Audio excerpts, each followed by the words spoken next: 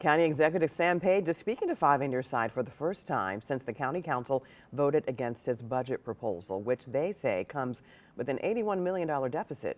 5 on Your Side's Holden Kowicki has more on why the county executive believes his plan can still work. Holden. Well, Kelly, when I spoke with Sam Page earlier today, he told me that the county has the money to cover the deficit in the form of RAM settlement money that even he admits won't last forever.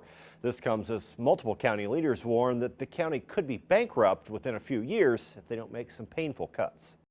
You don't have to be on the 9th floor of the St. Louis County Government Building in Clayton to see that St. Louis County has a growing problem with its budget. This started 15 years ago when the economy took a dive and expenditures became greater than revenues. That's why the St. Louis County Board recently rejected County Executive Sam Page's nearly $1.2 billion budget request, which they say came with an $81 million deficit. We've got to make some major cuts this year and also look at a new budget for next year and the following years. Page has pushed back on that school of thought, stating that he has a plan to prevent any cuts that won't cost taxpayer dollars.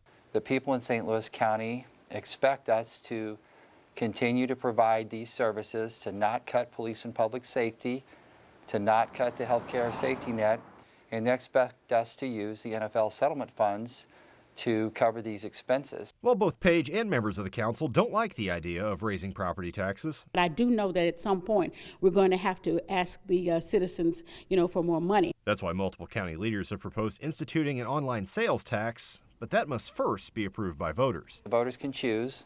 Do you want to have an online sales tax and avoid, close the budget gap and avoid these conversations about cutting the police, public safety, closing our parks, all these things that we're hearing from the council now?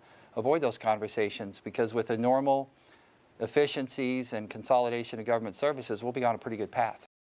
County council members have yet to publicly announce any amendments to the county executive's proposed budget. Those discussions are expected to take place at Tuesday night's meeting, with a vote likely to take place on the 16th. Kelly?